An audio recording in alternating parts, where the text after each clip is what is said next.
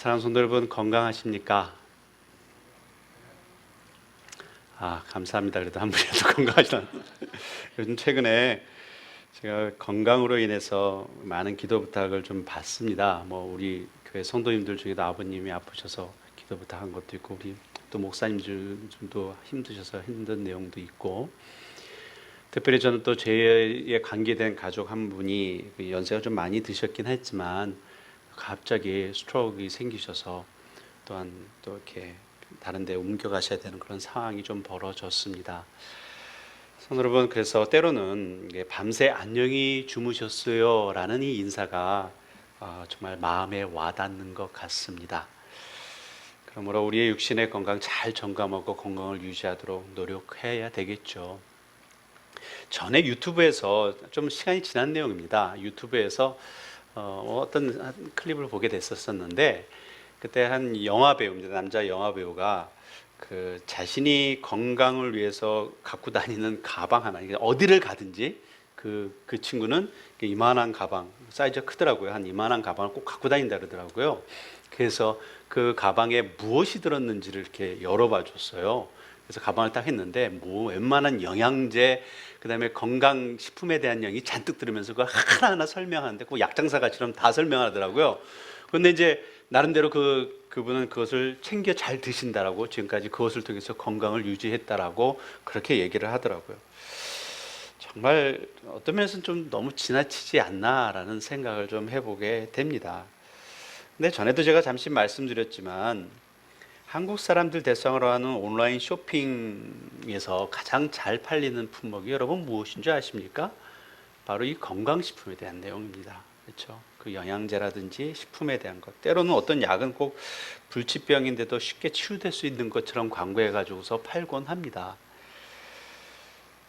사랑하는 성도 여러분, 우리가 육신의 건강을 유지하는 것 참 좋죠. 그리고 우리가 해야 되는 내용들입니다. 그러나 사랑하는 성도 여러분, 우리 그리스도인들에게 있어서 육체의 건강에 대해 신경 쓰며 점검하는 것 그 이상으로 점검해야 되는 것이 있습니다. 여러분 뭐라 생각하십니까? 바로 우리의 영의 건강입니다. 요한삼서 1장 2절에 내 영혼이 잘된 같이 내가 범사에 잘되고 내가 강건하기를 강구하노라 라는 말씀이 있습니다. 이 말씀을 통해서 우리가 깨달아야 되는 것이 뭐냐면 우리들의 삶 속에 우리들이 생각해야 되는 우선순위가 무엇이냐라는 거죠. 특별히 건강에 대한 문제점에서요. 이것은 우리의 영혼의 건강에 대한 것이 우선순위가 되어야 한다라는 말씀입니다. 그렇다면 한번 질문을 제가 던져보겠습니다. 여러분 영의 건강을 위해서 혹시 챙겨 드시는 영양제나 약 있으십니까? 여러분들의 영양 건강을 위해서. 우리가 흔히 또 우스갯소리를 하는 구약, 신약, 난 이 약 챙겨 먹습니다 하는 분들도 계시겠죠. 네? 여러분은 어떠하십니까? 이번 한 주간에 여러분의 영의 건강 어떻게 유지하고 계셨습니까? 아니면 여러분들이 육신의 건강을 점검하시는 것처럼, 진단하시는 것처럼 여러분의 영의 건강은 진단하고 계십니까? 여러분이 이 질문 던지셔야 됩니다. 자, 그렇다면 전혀 생각하지 못하셨다면 이 시간 우리가 각자 한번 자신의 영의 건강 한번 진단해 보기를 원합니다. 영의 건강을 제일 쉽고 빠르게 진단할 수 있는 방법이 하나 있습니다. 내용이 하나 있습니다. 뭐냐면 바로 지금 저와 여러분의 예배를 향한 마음과 예배의 모습입니다. 자, 여러분 각자가 한번 진단해 보시기 바랍니다. 오늘 이 시간 예배를 드려오신 분들 정말 기쁘고 감사한 마음으로 여러분 예배에 오셨습니까? 아니면 그저 끌려 나오는 마음으로 오셨습니까? 아니면 그냥 일주일의 습관처럼 그냥 이 시간 나가야 되지라고 오셨습니까? 여러분 마음속에 오늘에 드려지는 이 예배 어떠한 마음으로 여러분 오셨습니까? 이 질문이 우리가 지난 한 주간의 나 자신의 영적 삶의 건강을 어느 정도 진단할 수 있습니다. 사랑하는 성도 여러분, 우리가 육에 관한 건강에 대해서는 무슨 약이 좋고 무슨 음식이 좋다는 것을 침까지 튀기면서까지 설명하실 수 있는 분, 강의할 수 있는 분 아마 여기 많으실 것입니다. 근데 제가 여러분에게 5분의 시간을 드리겠습니다. 이 시간에 여기 나와서 여러분의 영의 건강에 대해서 5분간만 한번 강의를 한번 해보십시오라고 하면 여러분 쉽게 나오실 수 있는 분 과연 몇 명 되실까 생각해 봅니다. 주일날 주님 전에 올 때 어떻게 하면 내가 주님 전에 나가 온전한 예배를 드릴 수 있을까? 어떻게 하면 내가 주님이 기뻐하시는 이 시간에 예배를 드릴 수 있을까? 성도 여러분, 우리는 이런 마음을 가지고 예배에 임해야 합니다. 근데 때로는 우리들 마음속에 오늘 목사님 말씀이 길까 짧을까? 오늘 하는 찬양이 내가 마음에 드는 찬양일까 아닐까? 오늘 주어지는 점심이 정말 맛있을까? 오늘 특별히 우리 피크닉에 가는데 뭐 핫도그 햄버거 준비한다고 하는데 정말 그게 맛있을까? 뭐 이런 마음으로 여러분 나오셨다면 우리들의 예배가 온전한 마음일까라는 생각을 합니다. 이번 한 주간에는 우리가 생명의 삶의 말씀을 통해서 시편을 묵상하고 있습니다. 여러분 하신 분들은 아실 것입니다. 저는 이제 시편 말씀을 묵상할 때마다 늘 도전받고 내 삶에 크게 적용하려고 애쓰는 것이 있습니다. 시편 말씀에는 여러 가지 많은 저에게 도전을 주는 말씀들이 많은데 특별히 시편을 묵상할 때마다 제가 나름대로 깨닫고 늘 점검하고 하는 것이 있다면 그 다윗의 하나님께 대한 예배의 마음입니다. 특별히 오늘 전할 본문의 말씀을 제가 묵상하면서 다윗의 그 기쁨에 들뜬 기분은 과연 어느 정도일까라는 것을 한번 생각해 봤습니다. 정말 다윗이 주님 전에 올라갈 때 얼마만큼의 그 기쁨과 감격의 마음을 갖는 것일까라는 것을 좀 생각을 해봤습니다. 그것이 얼마만큼일까라는 것에 대해서 생각을 하면서 이런 생각을 한번 해봤습니다. 저희 막내가 예림인데 이제는 뭐 이제 대학 들어갔지만 이 아이에게 만약에 야 우리 내일 디즈니랜드 디즈니월드 갈까? 만약에 이러면 과연 어떤 마음을 얘가 가질까라는 거죠. 아마 마음이 벌써 갔을 것입니다. 그렇죠? 요즘에 뭐 좀 달라져서 만약에 BTS 콘서트 제가 티켓이 만약에 생겨가지고서 야 내일 이거 가지고 우리 가자 그랬으면 아마 벌써 가 있었을 것입니다. 그 콘서트장에. 그렇죠. 그 정도로 기쁘고 들뜬 마음이 다윗의 마음이 아니었을까라는 생각을 합니다. 다윗은 정말 주님 전에 가고 싶어서 동동거리며 발걸음을 움직이려고 하는 그 모습 감히 상상이 됩니다. 오늘 1절 말씀에 이렇습니다. 사람이 내게 말하기를 여호와의 집에 올라가자 할 때 내가 기뻐하였도다. 사람들이 나를 보고 하나님의 집에 올라가자 하는데 내가 그것만 들어도 너무 기뻤다라고 얘기를 하고 있는 내용입니다. 주님 전에 예배당에 올라오는 것이 기쁨이고 즐거움이고 행복입니다. 왜입니까? 이곳에 하나님이 계시기 때문에 그렇습니다.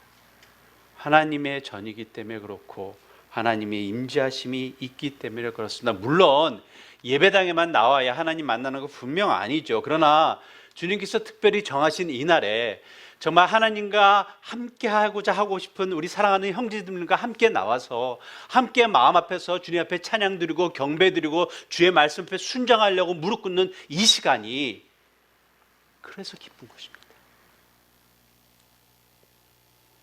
찬양하고 경배하며 말씀 앞에서 힘을 얻는 시간입니다. 여기서 나오는 것이 바로 우리 그리스도인들이 가진 영적 원천의 힘이 되기 때문에 그렇다는 말씀입니다. 그러므로 우리의 영의 건강은 다른 것으로 얻어지는 것이 아니라 이런 것을 바라는 주님을 사모하는 마음입니다. 사랑하는 성도 여러분, 사모한다는 말은 어쩌면 참 영어 단어로 좀 잘 표현이 안 됩니다. 여기 우리가 longing for the Lord라고 얘기를 하고 있고 제가 사전을 또 찾아보니까 뭐 love and respect라는 단어로 사용하고 있습니다. 뭐 제가 영어권이 아니라서 저 의미가 어떤 의미로 정말 이렇게 가슴에 와닿는지는 잘 모르겠습니다. 그러나 제가 이 사모함이라는 한국말을 참 좋아합니다. 그러니까 다른 어떠한 것으로서도 이 사모함이라는 것이 이렇게 표현이 잘 안 됩니다. 여러분들은 어떤 이 사모함이라는 단어를 우리 영어 잘하시는 분들은 어떤 것으로서 이해하실 수 있으십니까? 사랑하는 성도 여러분, 우리 모두가 정말 주님을 사모하는 마음을 가지시기를 축원합니다. 그 이유는 그 마음을 통해 우리가 누릴 수 있는 기쁨과 감사가 엄청나기 때문에 그렇다는 말씀이죠. 오늘의 말씀의 주제를 제가 주님을 사모하는 마음이라 정했습니다. 오늘 본문의 말씀을 통해 우리 마음에 주님을 사모하는 마음이 더욱더 풍성해지기를 정말 기도합니다. 자, 그러므로 첫 번째로 나눌 말씀의 내용은 주님을 사모하는 마음은 예배의 감격으로부터입니다. 주님을 사모하는 마음은 예배의 감격. 우리 조금 전에 앞에서 우리 찬양했었죠. 찬양의 제사 드리며 감사의 제사 드리며 주님 전에 나온다는 그러한 고백 우리가 드렸습니다. 사랑하는 성도 여러분, 예배는 감격입니다. 환희이고 전율이고 그 감동 자체이어야 합니다. 우리가 이곳에 나와서 때로는 흘리죠. 주님 앞에 나와서 눈물 흘리는 그 모든 것들도 주님의 은혜에 감독해서 감격해가지고서 감동해서 흘리는 눈물이라는 말씀입니다. 우리 그 복음성가 중에 국악적 분위기의 사모곡이라는 곡이 있습니다. 흘러내리는 눈물의 의미를 이젠 난 알 수 있겠소. 죽어가는 영혼 바라보시는 아버지의 마음 이제 더 이상 바라볼 수 없어. 이런 가사입니다. 그들에게 나 달려가겠소. 영원한 생명 그 십자가 나 따라가오.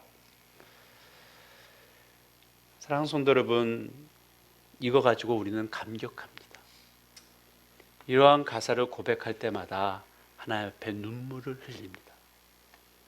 세상 사람들이 이해 안 되는 우리의 영혼의 마음이죠. 정신이 나가서 그렇습니까? 미친 것입니까? 아니죠.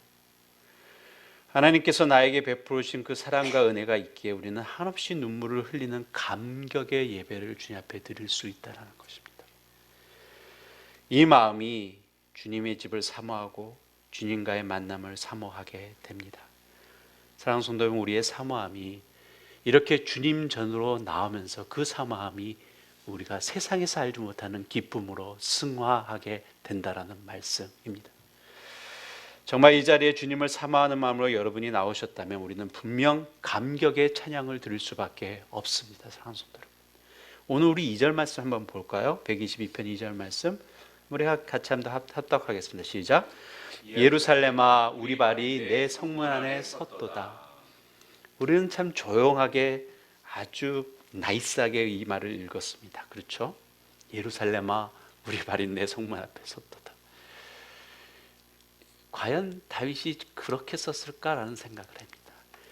예루살렘아 라고 외치지 않았었을까라는 거죠. 내 발이 성문 앞에 섰어 라고 고백하지 않았겠냐라는 내용이죠. 내가 주님 전에 왔어 라는 내용입니다. 이것이 얼마나 기쁘고 즐겁고 감격한 것인데 라는 고백을 다윗은 시편의 기사를 통해서 하고 있다는 내용이죠. 여러분, 우리는요 이거죠. 이 시간에 주님 전에 나오신 분들은 적어도 이런 감격을 적어도 한 번은 가지셨어야 되리라 저는 생각합니다. 여러분은 언제 하셨습니까? 오늘이 기르기를 정말 바랍니다. 그 전에 가지셔보신 적 있으십니까? 내가 주님 전에 나와서 하나님 앞에 예배드리는 이 자체만으로 감격에 젖을 본 적 있으십니까? 오늘 일부 예배 때도 제가 잠시 말씀드렸는데 우리 뉴라이프 뉴비전 교회가 처음으로 뉴라이프 뉴비전 교회라는 이름을 가지고서 어느 한 곳에서 처음으로 주님 앞에 예배드렸을 때 어떤 감격이었었을까 여러분 기억해 보시라고 그랬었습니다. 제가 뉴라이프 뉴비전 교회가 헌당하는 그때 처음으로 헌당할 때 그때 헌당 예배 전체적으로 드렸을 때 감사 축제 때 제가 나와서 그때 축가를 제가 하나님 앞에 드렸었습니다. 저는 그때 그 감격이 있습니다. 저에게도 있습니다. 제가 비록 다른 교회에서 사역하고 있었지만 그 감격 저에게 있습니다. 여러분들은 어떠하십니까? 그것이 그때만 가져야 되는 상황이냐는 말씀입니다. 아니죠. 매 주일마다 주님 전에 나와서 주님 앞에 예배를 드릴 때 여러분의 감격 있어야 된다는 거죠. 왜냐하면 하나님은 동일하신 하나님이시기 때문에 그렇습니다. 혹시 아직도 갖지 못하신 분 있다면 간절히 기도하시기 바랍니다. 주님께 드리는 예배 시간의 감격은 사실 어떻게 말로써 표현할 수 없는 그런 감격이 있다라는 말씀이죠. 우리 3절 말씀 보겠습니다. 같이 합독할까요? 시작. 예루살렘아 너는 잘 짜여진 성읍과 같이 건설되었도다. 다윗이 예루살렘에 대해서 외치면서 주님의 집을 찬양하는 이유에 대해서 얘기하고 있습니다. 이 내용은 그렇습니다. 예루살렘아 너 너무 멋있고 완전한 나의 안식처라고 고백하고 있는 내용입니다. 잘 짜여진 성읍이라는 것이 뭐죠? 나를 보호할 수 있는 피난처가 되고 안식처가 되기 때문에 라는 고백입니다. 왜 그렇습니까? 그 건물이 멋있어서요? 아니요. 그 건물이 튼튼해서 아니죠. 그곳에 누가 계시기에? 하나님이 임재하고 계시기에 따르면 그렇다면 이렇게 고백할 수 있다는 말씀이죠. 하나님이 계시기에 그 어떤 상황과 환경 속에서도 그 어떤 시험과 환난이 있더라도 우리가 주님 안에 있으면 세상에서 줄 수 없는 평안과 평강을 누릴 수 있으리라 믿습니다.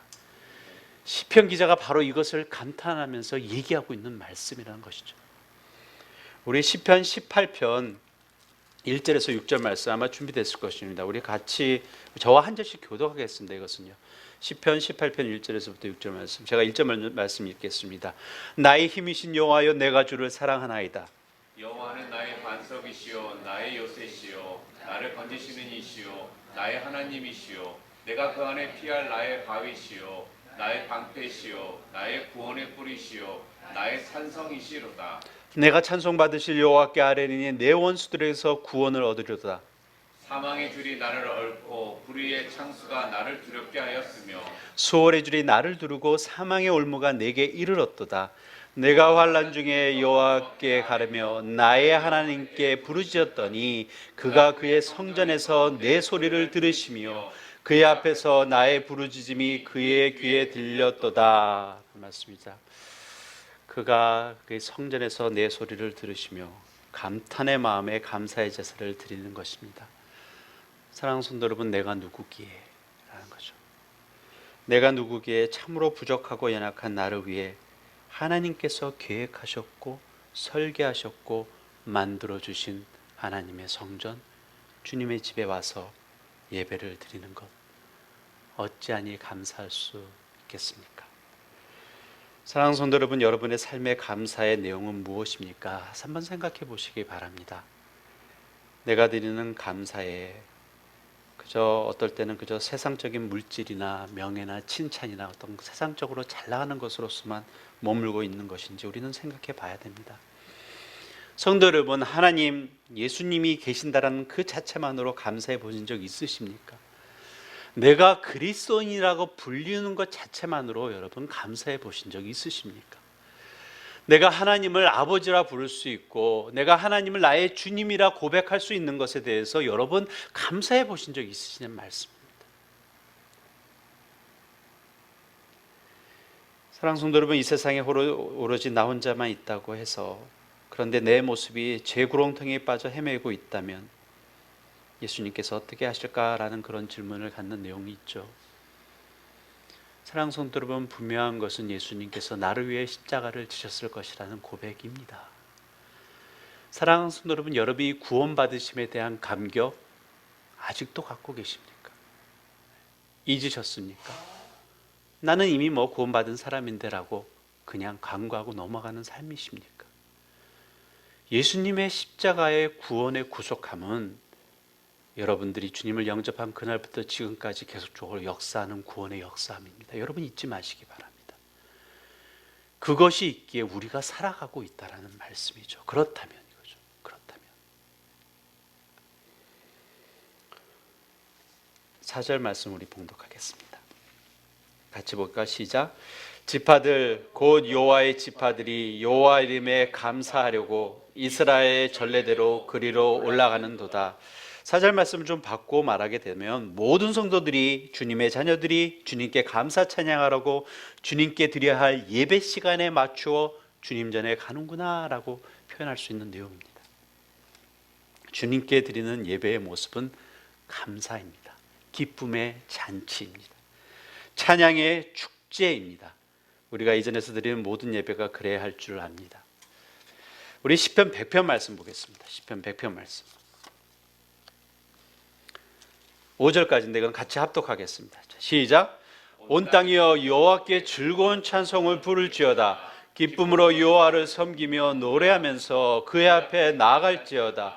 여호와가 우리 하나님이신 줄 너희는 알지어다. 그는 우리를 지으시니요 우리는 그의 것이니 그의 백성이요 그의 기르시는 양이로다. 감사함으로 그의 문에 들어가며 찬송함으로 그의 궁전에 들어가서 그에게 감사하며 그의 이름을 송축할지어다. 여호와는 선하시니 그의 인자하심이 영원하고 그의 성실하심이 대대에 이르리로다. 아멘. 그렇습니다. 이 모습이 우리들의 각자의 삶 속에서 매일 주님 전에 올 때 고백되어져야 될 말씀의 내용입니다. 실천하기 그렇게 쉽지 않죠. 근데 사랑하는 성도 여러분, 제가 전 교회에서 이제 사역할 때죠. 그 교회는 좀 사이즈가 큰 교회였는데, 교회에서 사역할 때 한 번 이런 캠페인이 있었습니다. 그 교회에서 이제 광고도 영상으로 이렇게 광고를 하는 교회였었고, 나름대로 이렇게 주보 뭐 헌금 명단도 있고, 그런데 뭐 스티커가 붙여 있고 뭐 이런 포스터가 붙여 있었던 내용이 있었습니다. 뭐냐면 10분 전에 예배에 임하자라는 내용이었습니다. 10분 전에 예배에 임하자. 네, 그런데 그렇게 해도 10분 후에 오는 성도님들 여전합니다. 네. 제가 그것을 왜 잘 알 수 있었었냐면, 제가 그 당시 그때 그 교회에서 찬양 인도를 하고 있었습니다. 그래서 이렇게 찬양 인도를 딱 시작하게 되면 거의 10분 정도 이렇게 들어오신 분들이 정해져 있습니다. 이렇게 들어오신 분들이. 근데 제가 그분들을 어떻게 정죄하라는 것이 아니라 안타까운 마음이죠. 아직 예배에 대한 감격을 느끼지 못하셨구나라는 내용입니다. 예배 시간에 하나님과의 만남을 아직 갖지 못해서 그러시라 생각한다는 거죠.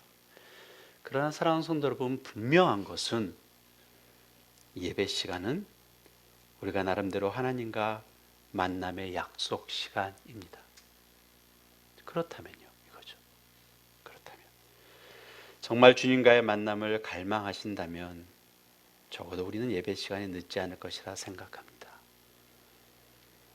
그 간절함이 저와 여러분의 마음속에 있기를 축원합니다.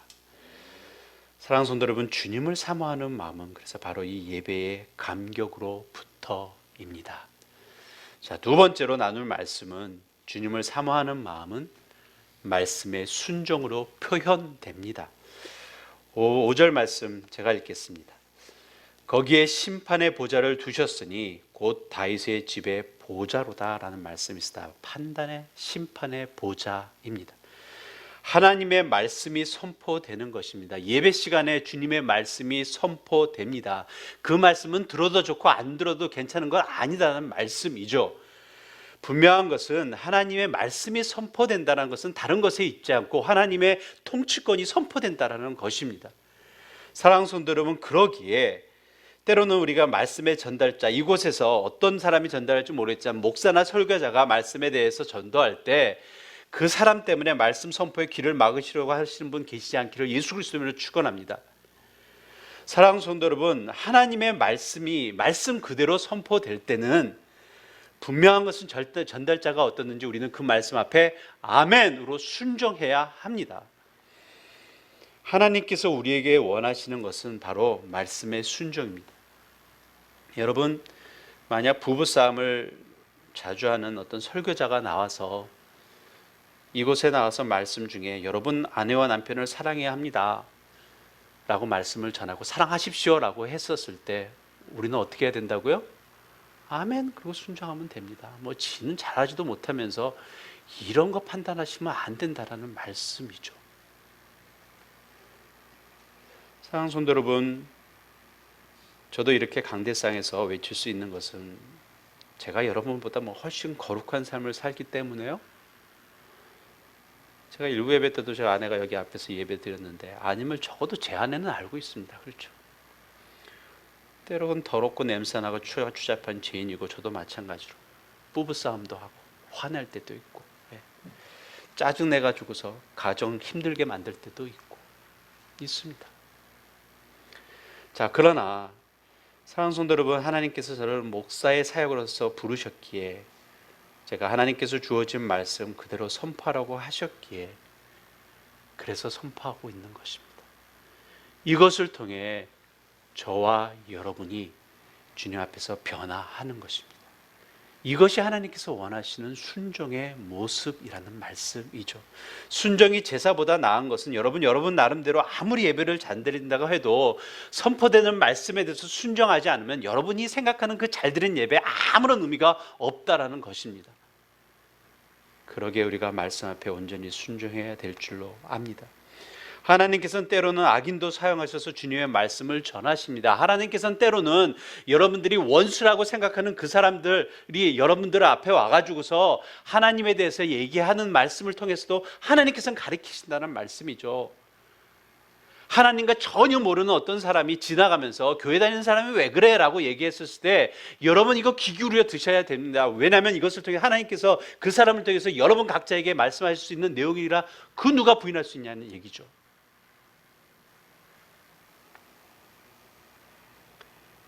그래서 우리 예배의 삶은 주님의 말씀에 겸손히 순종하며 나오는 삶입니다. 성도 여러분, 그 순종의 삶을 통해 정말 주님께 드리는 우리의 기도의 간구의 기도가 온전해질 수 있음을 여러분 믿고 나아가시기를 바랍니다. 그러면서 더욱더 우리 안에는 주님을 사랑하는 마음이 풍성해집니다. 사랑하는 성도 여러분, 주님을 사모하는 마음은 말씀의 순종으로 표현됩니다. 자, 세 번째로 여러분과 나눌 말씀은 주님을 사모하는 마음은 기도의 삶의 풍성함으로 더 충만해집니다 라는 말씀입니다. 오늘 본문의 말씀 6절에서 9절 말씀 저와 같이 한번 다시 합독하겠습니다. 이건 합독하겠습니다. 122편 6절에서 9절 6절만 시작. 예루살렘을 위하여 평안을 구하라. 예루살렘을 사랑하는 자는 형통하리로다. 내 성 안에는 평안이 있고 내 궁중에는 형통함이 있을지어다. 내가 내 형제와 친구를 위하여 이제 말하리니 내 가운데 평안이 있을지어다. 여호와 우리 하나님의 집을 위하여 내가 너를 위하여 복을 구하리로다. 아멘. 기도에 대한 내용이죠. 교회와 평안, 교회의 평안을 위해서, 예배를 삼하는 예배자의 삶을 위해서, 우리 사랑하는 형제 자매들을 위해서, 우리가 몸담고 있는 사회의 평안을 위해서, 또한 우리 이곳의 미국을 위해서, 우리나라의 조국 한국을 위해서 우리는 기도해야 합니다. 우리의 삶이 힘들고 어려워 갈 바를 알지 못할 때 사랑하는 성도 여러분, 우리에게 진정한 힘이 될 수 있는 것이 여러분 무엇이라 생각하십니까? 다른 것에 있지 않습니다. 기도입니다. 왜 그렇습니까? 왜 기도가 우리에게 힘이 됩니까? 이것은 기도를 통해 우리가 하나님과 교통함이 있기 때문에 그렇다는 말씀이죠. 한국에는 이제는 좀 이제 시간이 좀 지났었습니다. 여러분도 뉴스를 통해서 뭐 들으셨던 분도 있습니다. 오래전에 얘기지만 그래도 아직까지도 이 정치권에서 사용하고 있는 내용 중에 하나의 내용이 있죠. 세월호에 대한 내용이 있습니다. 세월호가 그 아픔 있죠. 그 배의 침몰로 인해서 유가족들이 흘렸던 그 아픔과 슬픔들, 괴로움, 그 허탈감, 자괴감들, 그것 때문에 나라가 되게 뒤숭숭했고 아직까지도 그것도 나름대로 그걸 가지고서 자기네 정권의 야학을 사용하는 그 못된 정치인들 세상에 지금도 깔려 있습니다.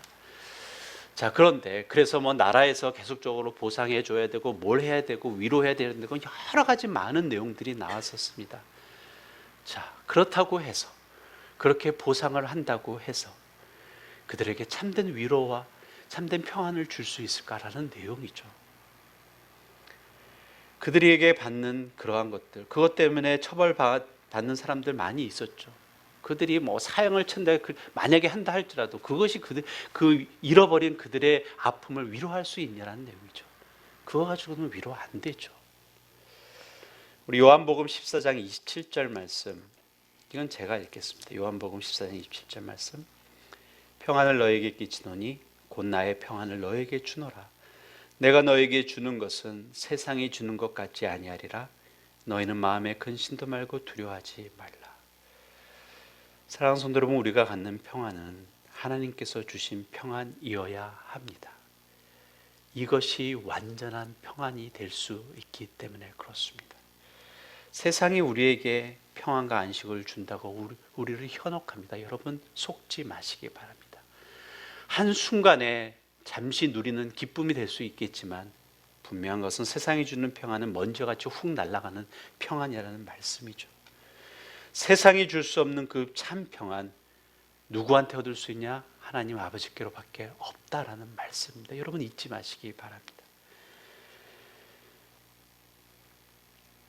세월호 실종자 중에 김정민이라는 학생이 있었습니다. 그 오래전에 그 아버지가 되시는 분, 장로님이신데 그분의 기도문이 이렇게 웹사이트에 지상에 나타나서 이렇게 올라와서 많은 분들에게 도전도 주고 위로를 준 내용이 있습니다.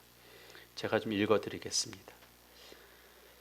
요나가 고기 뱃속에서 하나님의 계획을 깨닫고 회개하고 나온 것처럼 그 학생이 내 아들이 돌아와도 감사하고 그리 아니하실지라도 정민이가 하나님의 자녀로서 구원받은 것에 감사합니다.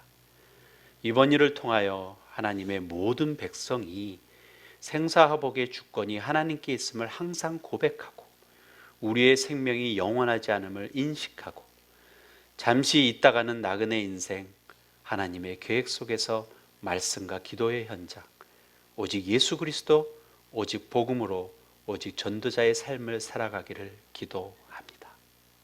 이런 기도문이었습니다. 아픔과 슬픔, 말할 수 없는 심신의 고통 속에서 사랑하는 성도는 우리가 승리할 수 있는 것은 바로 이 기도의 삶 때문이라 저는 믿습니다. 분명한 것은 어떻게 말로써 위로가 되겠습니까? 부모가 자식을 먼저 보내는 그 아픔, 무엇으로써 위로가 될 수 있겠습니까? 자, 그러나 제가 믿을 수 있는 것은 이 장로님의 가정은 이미 승리하셨으리라 저는 믿습니다. 다른 어떤 사람의 위로보다 이 진실된 고백의 기도가 많은 사람들에게 위로와 힘을 주었고 지금까지도 주고 있다는 내용이죠. 사랑하는 성도 여러분, 주님을 사모하는 마음은 저와 여러분의 기도의 삶을 통해 더욱 풍성히 이루어집니다. 성도 여러분, 우리는 복 있는 사람입니다. 저와 여러분, 우리 마음에 주님을 사모하는 마음이 있기 때문에 그렇습니다.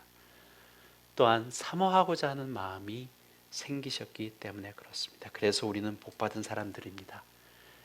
이제 우리가 받은 복 나누어 줘야 합니다. 그래야 우리가 주님께서 주시는 행복한 삶 온전히 누릴 수 있습니다. 사랑하는 성도 여러분, 주님을 사모하는 마음은 우리 자신에게만 머물지 말고 우리를 다른 영혼으로 인도합니다. 이 마음은 나 혼자만 갖고 있기에 너무나 벅찬 것이기 때문이라 저는 그렇게 생각합니다. 여러분, 우리가 왜 주님 전도해야 됩니까? 왜 선교지로 나가야 됩니까? 다른 것에 있지 않습니다. 내 마음에 주님을 사모하는 마음이 벅차기 때문에 그렇다는 내용이죠. 여러분, 주님을 사모하는 마음으로 가득 차기를 예수 그리스도의 이름으로 축원합니다. 말씀을 정리합니다. 주님을 사모하는 마음, 예배의 감격으로부터입니다. 주님을 사모하는 마음은 여러분들의 삶 속에서 말씀의 순종으로부터 표현되어야 됩니다. 사랑하는 성도 여러분, 주님을 사모하는 마음은 여러분의 기도의 삶의 풍성함을 통해서 더 충만해지리라 저는 믿습니다. 우리 모두가 정말 주님을 사모하는 마음으로 우리 뉴 라이프 뉴 비전 교회 앤처치에 속한 모든 사랑하는 성도님들의 삶을 통해 정말 예수 그리스도의 사랑이 넉넉히 증거되기를 예수 그리스도의 이름으로 축원합니다. 분명한 것은 우리를 통해서 주의 복음의 말씀이 증거됩니다. 무엇입니까? 주님을 사모하는 마음입니다. 잊지 마시고 여러분 각자의 삶 속에서 그 마음 가지고서 넉넉히 승리하시기를 다시 한번 예수 그리스도의 이름으로 축원합니다.